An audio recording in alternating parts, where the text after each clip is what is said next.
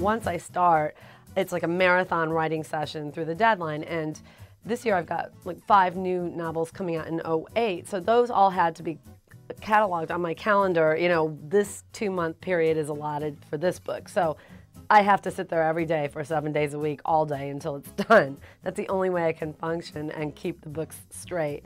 So I will sit there in the morning and read what I wrote the day before and revise that, and that sort of leads into the writing of the new material. You're living in the world that you've created and you become the characters, and when you can really become absorbed in the work like that, and it's streamlined, it's like a, you know, and a lot of times, I'm not saying that I don't go back sometimes and insert a scene that needs to be there, or a lot of times the character I put in the beginning takes on a life of his or her own, and I didn't realize they were going to become so important, so I do need to go back and revise how I first present them.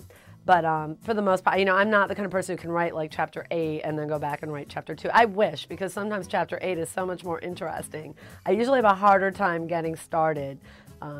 Someone had asked me once, what is the hardest part of a novel to write?